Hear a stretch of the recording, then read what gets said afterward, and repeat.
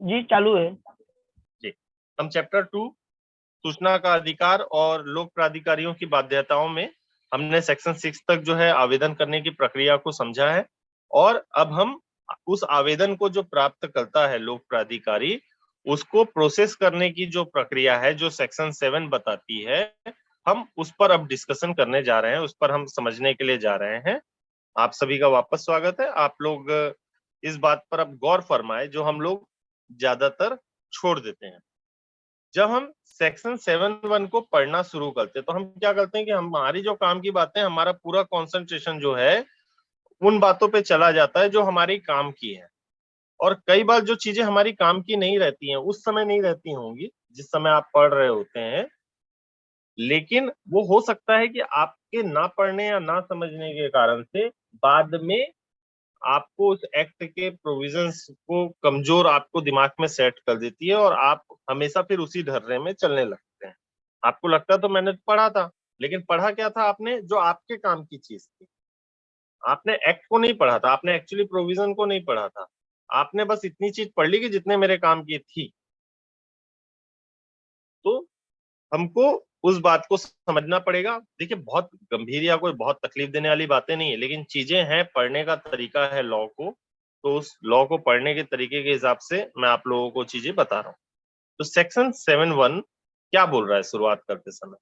धारा 5 की उपधारा 2 के परंतु और या धारा 6 की उपधारा 3 के परंतु अधीन रहते हुए।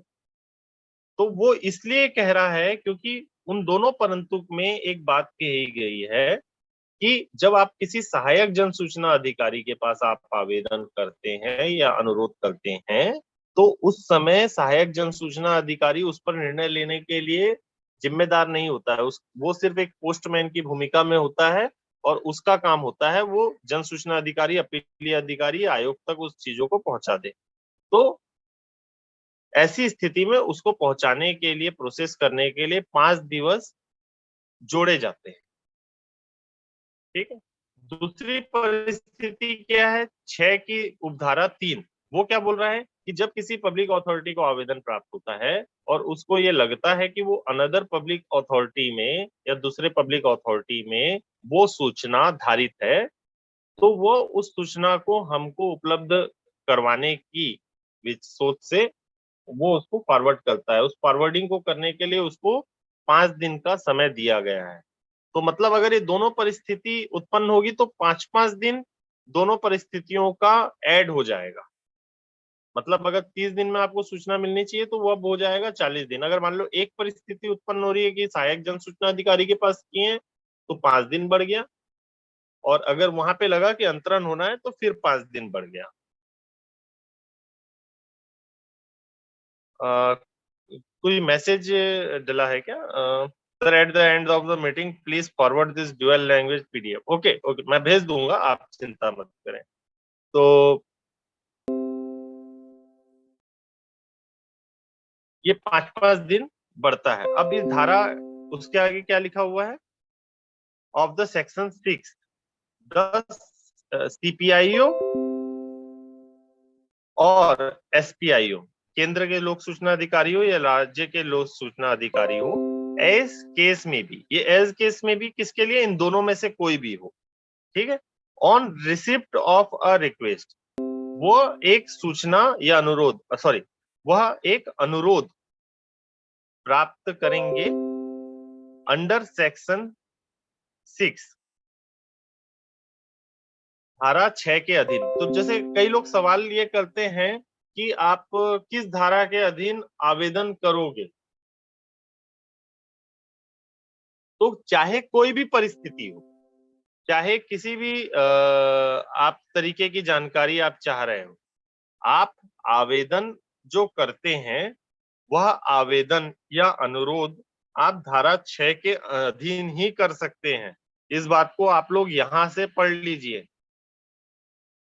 धारा 3 आपका अधिकार होगा, धारा 7(1) आपको 48 घंटे में सूचना देने का प्रावधान होगा, चाहे कोई भी अदर प्रावधान किसी भी चीज के लिए हो। जब आप इस एक्ट के अधीन कोई आवेदन कर रहे हैं या अनुरोध कर रहे हैं तो वह धारा 6 के अधीन होगा। इस बात को कहाँ पे स्पष्ट किया गया है सेक्शन 7(1) में ये लिखा हुआ है स्पष्ट तौर पे, धारा 6 के अधीन अनुरोध प्राप्त होने पर, इंग्लिश में भी लिखा हुआ है on the receipt of a request under the section 6। ठीक है, अब उसके बाद क्या बोल रहा है, sell expeditiously as possible and any case within 30 days of the receipt of the request। ठीक है, क्या बोल रहा है, यथासंभव शीघ्रता से किसी भी दशा में अनुरोध प्राप्ति के 30 दिन के भीतर। तो ये क्या बोला कि जब अनुरोध प्राप्त हो जाए तो उस पर जो आपको प्रोसीजर करना है सेक्शन 7 का, वो 30 दिवस के भीतर करना है, 30 दिवस के बाद नहीं करना है, 30 दिवस के भीतर करना है, और यथासंभव जितना संभव हो सके उतनी शीघ्रता से करना है। ये नहीं बोल सकते कि भाई आपको 30 दिन में करना है तो आप 30वें दिन में ही रिस्पॉन्स करो, आपको शीघ्रता से करना है। वो आपको सीमा दे दी गई है, आप भाई काम आपको मिला आपने तुरंत कर दो तो बहुत अच्छी बात है, एक हफ्ते में आपको जैसी समय मिला आपने किया, एक हफ्ते में कर दिया, अच्छी बात है। लेकिन 30 दिन मैक्सिमम है, और हम लोग को क्या व्यवस्था, अरे भाई आप 30 दिन का इंतजार करिए ना, हम 30 दिन में दे देंगे आपको, ये इस तरीके के रिस्पॉन्स मिलते हैं। तो वो एक्ट की भावना के खिलाफ है वो बात। हम भी क्या है, शब्दों के कंटेंट्स को एज अ लॉ पॉइंट नहीं रख पाते हैं, तो हम भी बहुत अच्छा फेवर नहीं ले पा रहे हैं आयोग से। तो हमको शब्दों को चयन करते समय उन्हीं शब्दों को इस्तेमाल करना है जो इस एक्ट में हमको आसानी से मिल रहे हैं। अमीनुल्लाह साहब प्लीज अपना एडिटिंग बंद रखें, और स्क्रीन पे आप जब बढ़ाते होंगे या कम करते होंगे तो वो आ जाता होगा, तो प्लीज जो आपका कीबोर्ड में पेंसिल का मार्क है उसको ऑफ रखें। तो हमने क्या बोला कि आप जो भी अनुरोध कर रहे हैं वो धारा 6 के अंतर्गत ही करेंगे, मतलब कोई और दूसरी धारा नहीं होती है जिसके अंतर्गत कोई व्यक्ति आवेदन कर सकता है या अनुरोध कर सकता है।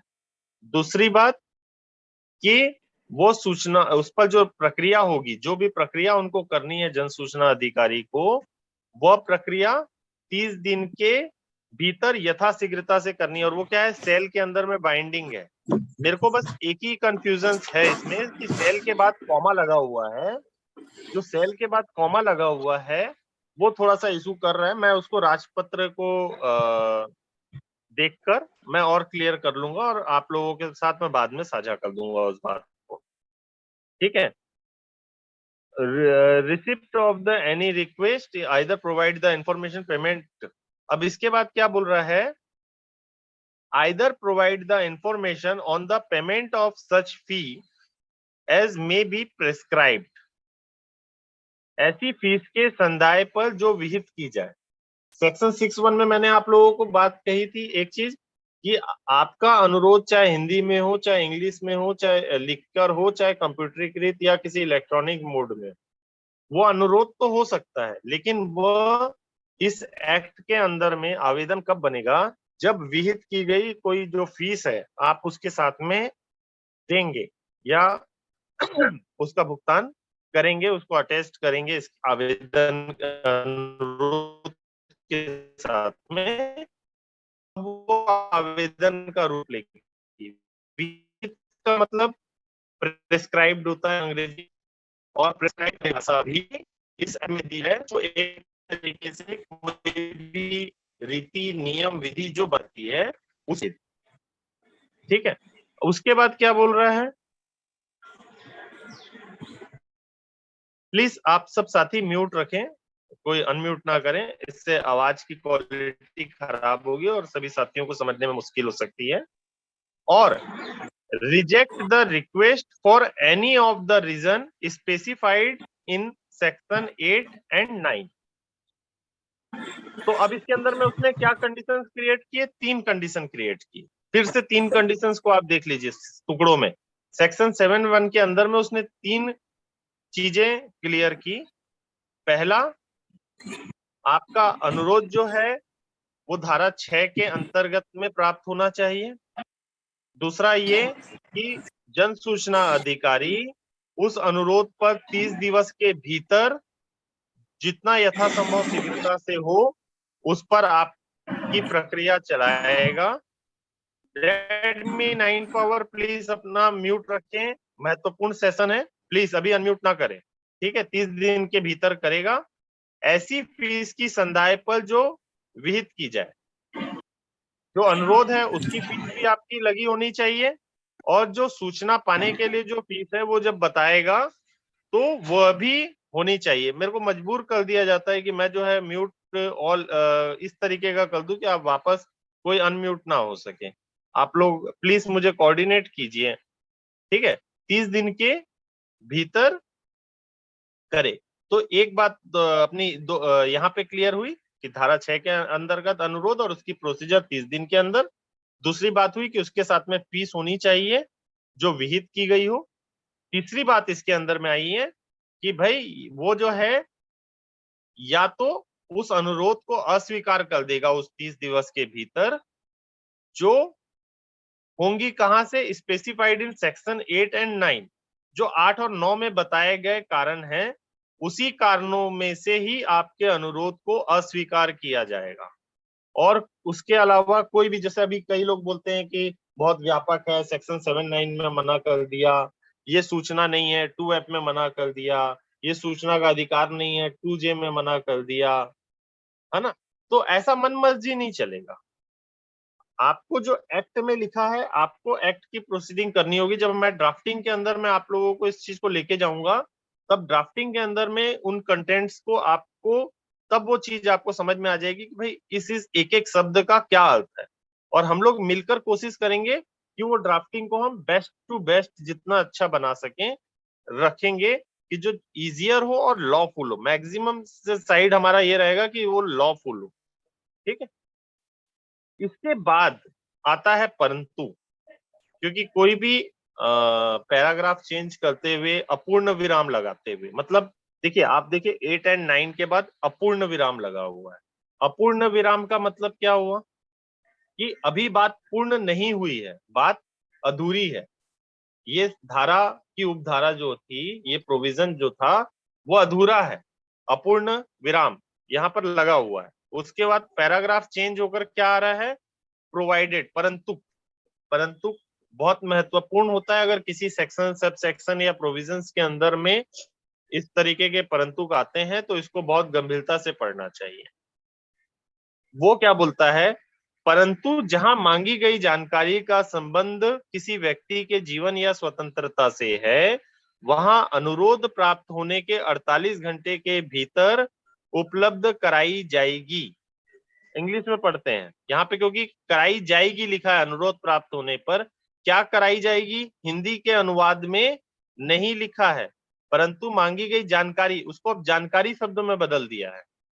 जबकि इंग्लिश में क्या है, that where the information is not the concern the life or liberty of a person, that the same shall be provided within 48 hours in receipt of the request। मैं बार बार एक ही चीज बोलूंगा कि अगर इंफॉर्मेशन का मतलब इस एक्ट की व्याख्या में सूचना लिखा है, और सूचना की व्याख्या परिभाषित है 2F में, तो यहाँ पर उसको जानकारी का शब्द लॉ के आदमी अगर लिख रहे हैं तो वो भी गलती कर रहे हैं। उनको लिखना था वहां पे सूचना। तो अब इसका अर्थ क्या निकलता है, जहां मांगी गई सूचना, ये भी नहीं आएगा, क्योंकि यहाँ मांगी गई की भी बात नहीं हो रहा है। यहाँ पे क्या लिखा है अंग्रेजी में, provided where the information sought by concern the life and liberty of a person. मतलब अगर कोई व्यक्ति की लाइफ और लिबर्टी से जुड़ा हुआ या संबंधित मामला हो, संबंध में मामला हो, तो उस सूचना को, है ना। फिर क्या बोल रहा है, the same shall provide within 48 hours of the receipt of the request. अब क्या बोल रहा है, वह सेम सेल, उसे, सेल बाध्यता के अंदर सेल भी, प्रोवाइडेड विथ इन 48 आवर्स, मतलब 48 घंटे में उपलब्ध करा देगा। कब 48 घंटे, रिसिप्ट ऑफ रिक्वेस्ट, जिस समय आपका अनुरोध प्राप्त हुआ है।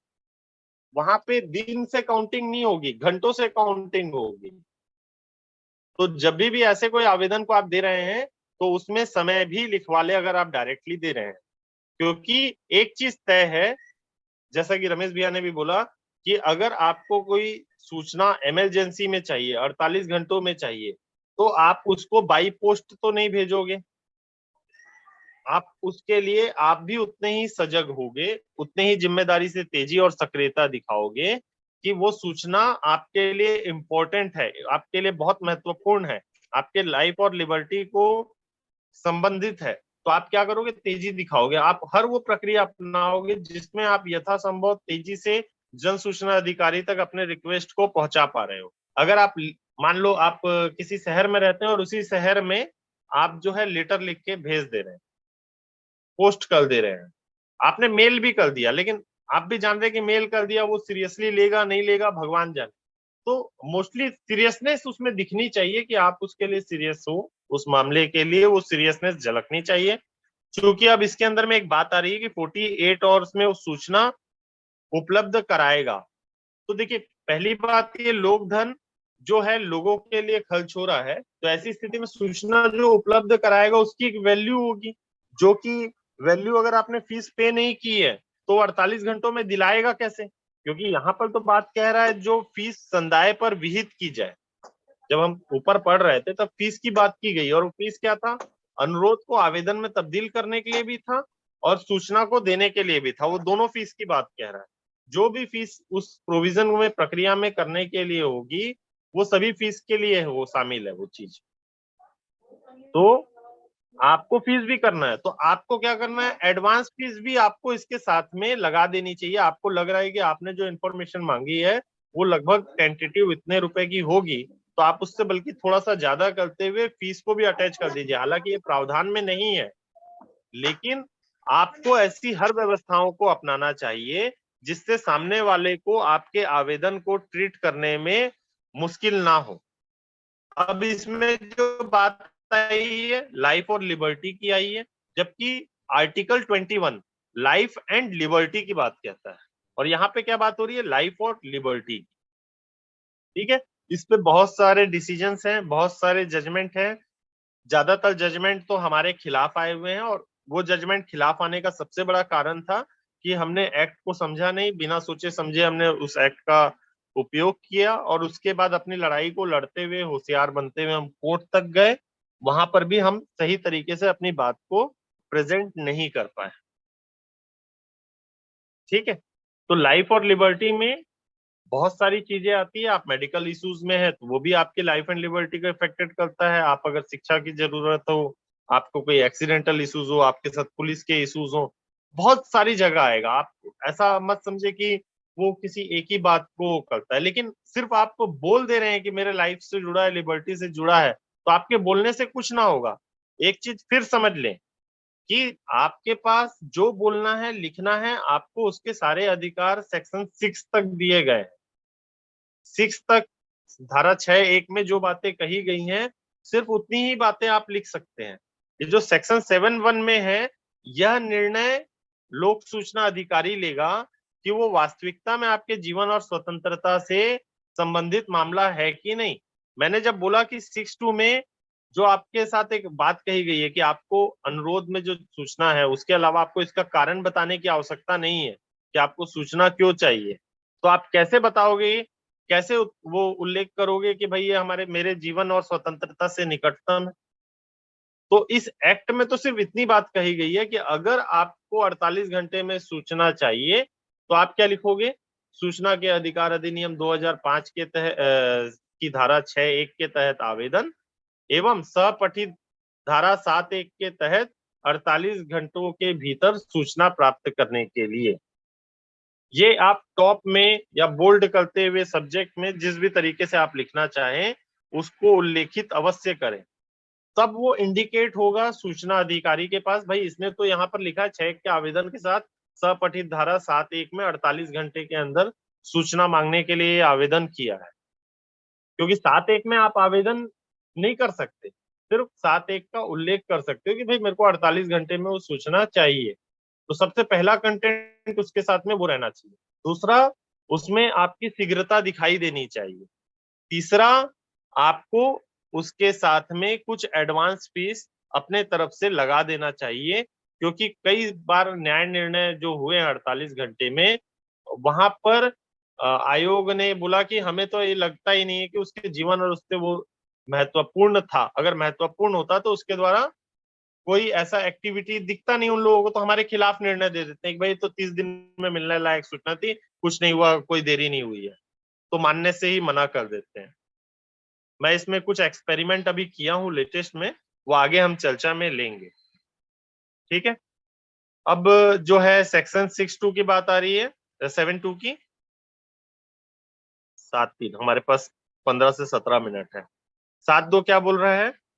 इफ द सीपीआईओ और एसपीआईओ एस केस में भी, मतलब जो भी सूचना अधिकारी, लोक सूचना अधिकारी की बात हो रही है, may be fail to give decision, fail to give decision, मतलब डिसीजन, सबसे पहली बात तो हम डिसीजन पर लटके हुए थे, रमेश भैया ने भी उसको क्लियर किया।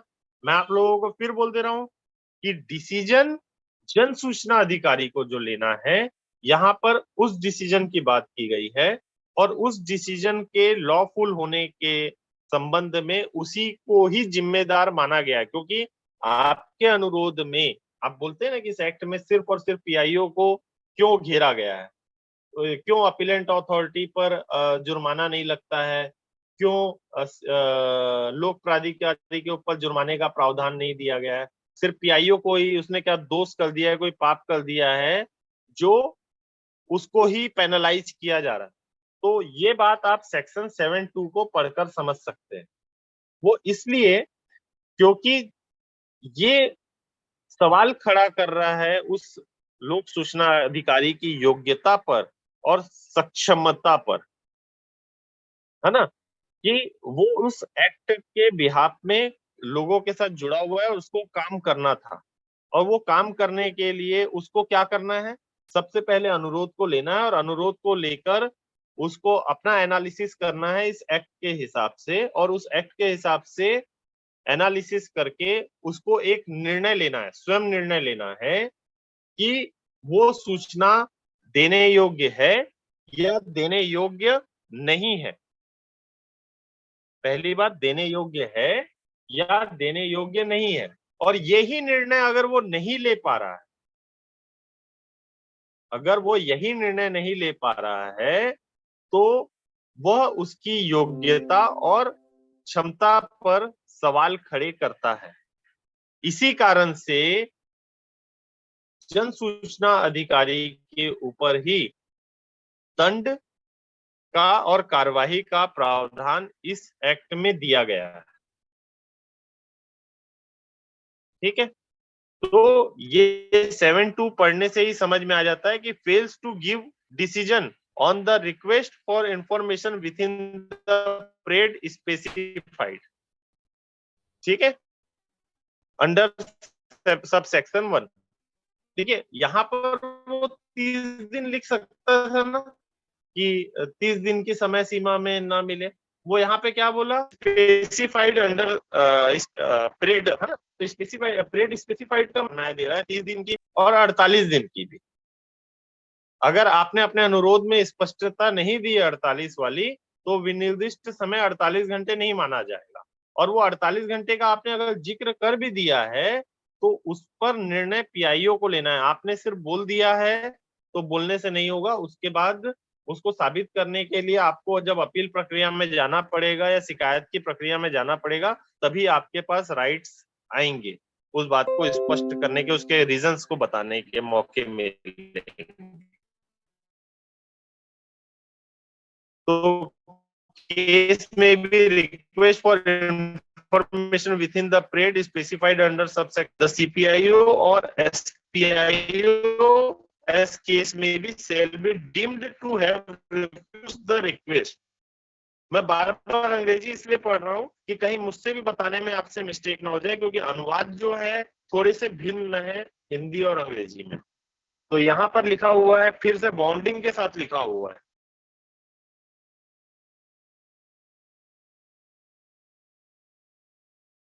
shall be deemed to have refused the request।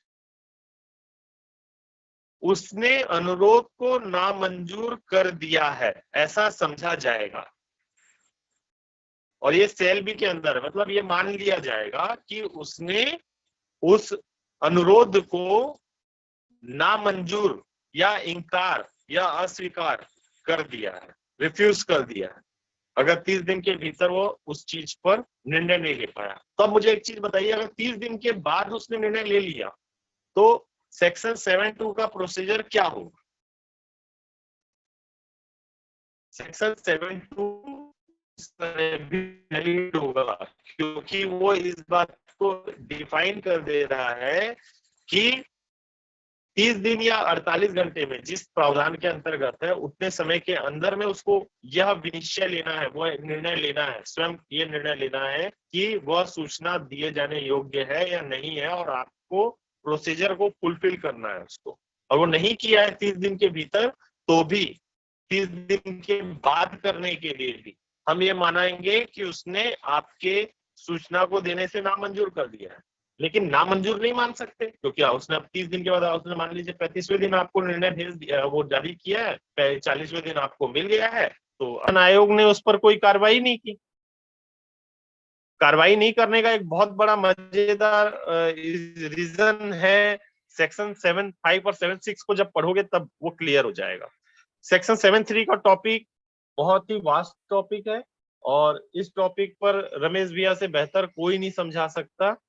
मैं इसलिए 7(3) जो रमेश भैया की मीटिंग्स में शामिल होते हैं, 7(3) पर उन्होंने जो समझाया है उसको ही मैं अभी तवज्जो दूंगा। वहां पर उन्होंने एकदम शॉर्ट में क्लियर कर दे रहा हूँ 7(3) को, कि यहाँ पर फीस की बात की जा रही है। जो सूचनाएं अनुरोध आपका प्राप्त हुआ है उसके लिए जो कैलकुलेटिव फीस होगी, वो फीस की डिमांड आपसे की जाएगी। फीस की डिमांड करने के लिए आपको लेटर जारी किया जाएगा, और जो लेटर जारी करके आप जब तक फीस नहीं पटा देते हैं, उस जारी करने से लेके फीस को पटाने देने तक की जो समय की अवधि होगी, वो आपकी 30 दिन या 48 घंटे की समयावधि में काउंटेबल नहीं होगी। हालांकि 48 घंटे में तो काउंटेबल होती ही नहीं है, 30 दिन में काउंटेबल नहीं होगी। ठीक है। और अगर वो फीस की गणनाओं में कहीं कोई गलती है, तो उस गलती को पुनर्विलोकन के जरिए से सेक्शन 7(b) में आप उसको सुधरवा सकते हैं। उसके बारे में भी जो प्रावधान दिए हैं उस पर रमेश भैया बता चुके हैं। क्योंकि मैं इस पर अभी 100% श्योर नहीं हूं, क्योंकि ये पुनर्विलोकन वाली परिस्थितियां अपील के अंदर में फर्स्ट अपील में जाएगी कि वो जन सूचना अधिकारी उसको पुनर्विलोकन करके खत्म कर सकता है। ये प्रचलन में बहुत अभी इशूफुल बना हुआ है, इसीलिए मैं इस टॉपिक को मैं अभी इसमें नहीं कह रहा हूं। लेकिन जो लिखा है थोड़ा सा क्या है, कॉन्ट्राडिक्टरी करके लिखा हुआ है, बहुत स्पष्ट तौर पे नहीं लिखा हुआ है, इसलिए मैं आप लोगों को इस बात को स्पष्ट नहीं कह रहा हूं। फिर भी आप एक बात समझ लीजिए, फिर पढ़ लेते हैं एक बार हम 7(3) भी।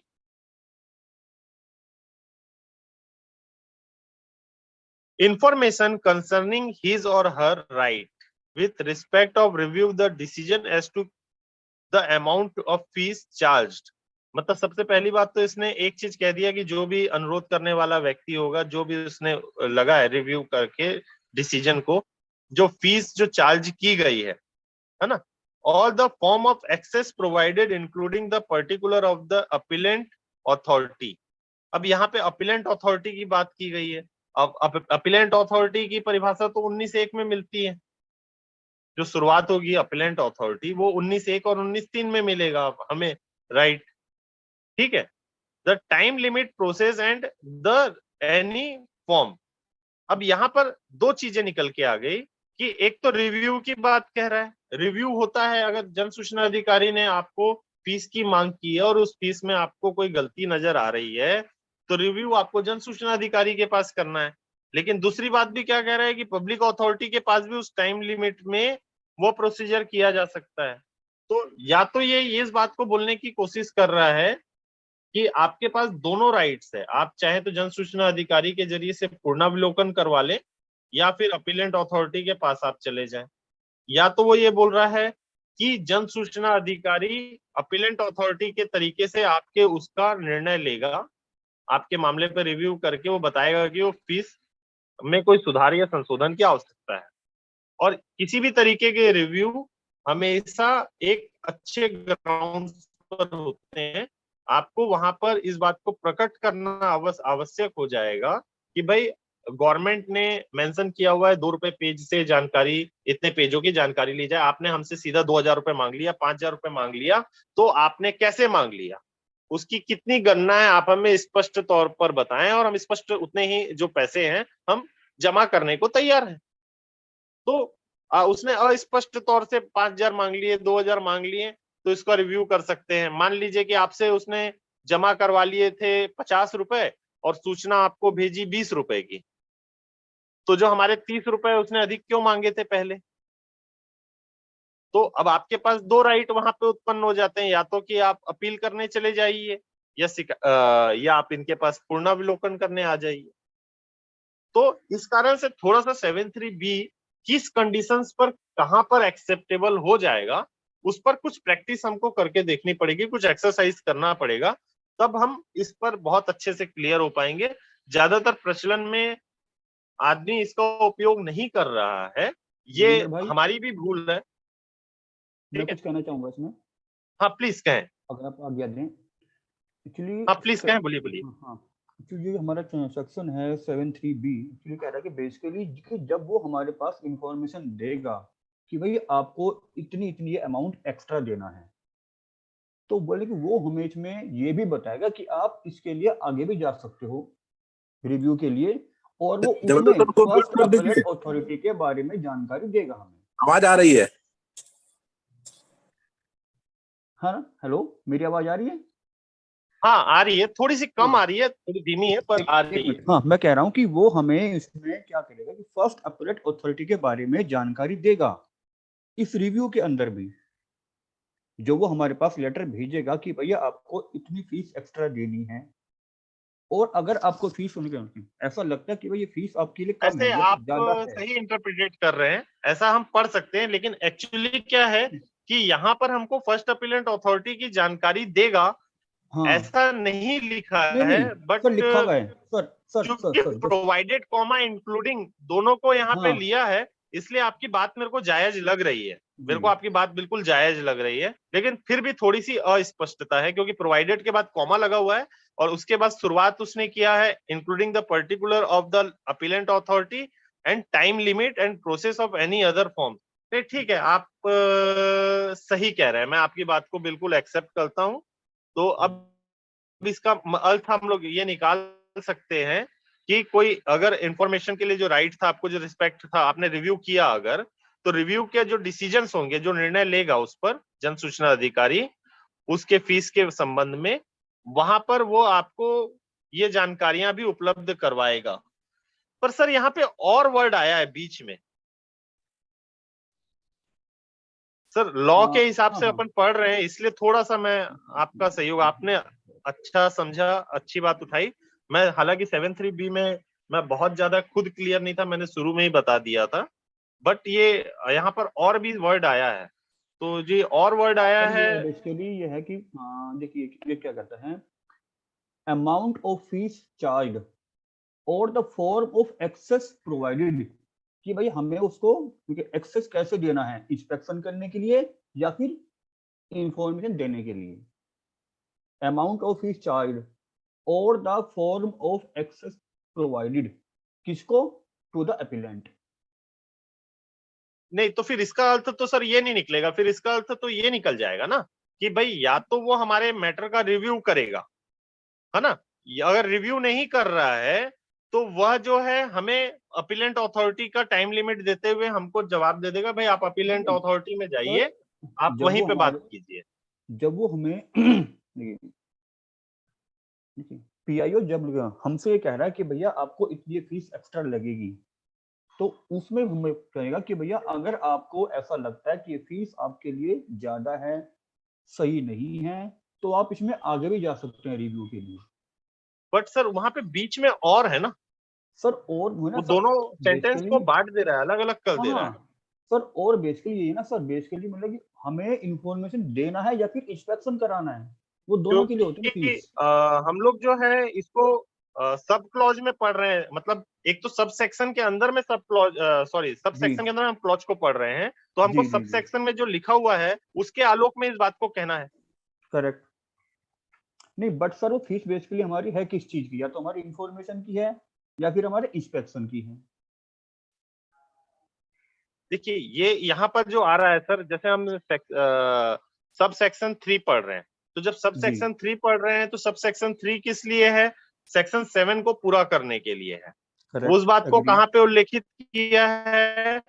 7(3) के क्लॉज ए में। वहां पे क्या बोला है कि जो सब सेक्शन 1 में जो भी आपको सूचनाएं देनी गई है उसकी लागत और फीस के ब्यौरे देगा, आपको उसकी जी गणनाएं देगा, उसका कैलकुलेशन देगा, ठीक है। वो बात की गई है ए में। और ए में अगर कोई कॉन्ट्राडिक्शन रह जाता है, कोई इश्यूज रह जाती है, उस इश्यूज का सॉल्यूशन हमको बताया है कि जो सगणनाएं हमको भेजेगा या वो किया है, उस पर आप जो है बी में चैलेंज कर सकते हो रिव्यू के नहीं जरिए से। सर, हमें हमारे अधिकार के बारे में भी जानकारी देगा। इंफॉर्मेशन कंसर्निंग हिज और हर right with respect to review the decision as to the amount of the fees charged or the form of access provided। यानी कि सपोज दैट मैंने कोई इंफॉर्मेशन मांगी उनसे और वो कहता है कि भाई नहीं, हम भाई आपको ये जानकारी नहीं दे सकते, आप केवल आइए और आप आकर इसको इंस्पेक्ट कर लीजिए। तो मतलब ये मेरा राइट ये है कि आपको मुझे इंफॉर्मेशन जानकारी कंसर्न, चाहिए इसको कि हम लोग ये। एक बार और लेंगे सर। आप जी जी जी अनुज राठी जी, आप जी यूपी से है ना सर, मैं जी अगर सर जी सही हूँ तो? जी हाँ सर हाँ, जी जी ठीक है। तो राठी जी आप जुड़ते रहिएगा। हम लोग जी जो है ना इस टॉपिक को पर्टिकुलर आगे लेंगे और इस जी पर हम चर्चा करेंगे, क्योंकि आप भी समझ रहे हैं कि थोड़ा सा जो ये जो 7(3)B को लिखा है ना, वो एक्चुअली मैच नहीं कर रहा। अगर वो वहां पे लिख देता ना कि सब सेक्शन 7(3) के क्लॉज ए के कॉन्ट्रोडिक्शन पर है और उसमें रिव्यू के जो प्रोसीजर है या प्रक्रिया है उसको थोड़ा सा स्पेसिफाइड कर देता या क्लियर कर देता, तो हम बहुत अच्छे से इसको समझ पाते। थोड़ा सा इसमें क्योंकि तो रिव्यू का भी मैं आज बस तक केवल एक प्रोसेस। लाइन कहना चाहूंगा, मैं बस केवल एक लाइन कहना चाहूंगा कि जो हमारी एक बी सेक्शन है, सब सेक्शन, ये क्यों इसलिए दिया गया है कि जब वो हमें कोई लेटर भेजेगा कि भैया ये आपकी फीस है, तो उस लेटर के साथ में वो हमें ये भी बताएगा कि आपके राइट और क्या क्या राइट हैं आपके। फर्स्ट अपीलेट अथॉरिटी आपका कौन है, और प्लस आपके पास ये राइट भी है कि अगर आप मेरी जो अमाउंट है अगर आप किसी को नहीं है तो आप आगे भी जा सकते हैं। जो ये तो जो ये एक्चुअली हमारी जो जो। रिव्यू वर्ड दिया है ना सर, जो रिव्यू वर्ड दिया है, हाँ हाँ अपीलेंट अथॉरिटी के सर। पास जा सकते हैं, वहां तक तो हाँ ठीक है। लेकिन जो रिव्यू में जा सकते हैं उसका हमें कोई प्रोसीजर नहीं दिया। मैं एक्चुअली वही नहीं हमारा इशू है सर, कि जो हम रिव्यू में हम जाएंगे वो तो जन सूचना अधिकारी के पास जाना पड़ेगा। नहीं नहीं नहीं नहीं नहीं सर, रिव्यू हमारा कौन करेगा? First appellate authority. ये कह रहा है कि भाई सर आपके अगर पास। रिव्यू फर्स्ट अपीलेंट अथॉरिटी करेगा तो फिर वो और के बाद फिर से अपीलेंट अथॉरिटी का जिक्र नहीं करता। यही बात रमेश भैया जो है इशू बनाकर इस पर कई मीटिंग्स नहीं ले चुके हैं सर और हम लोग बेसिकली यही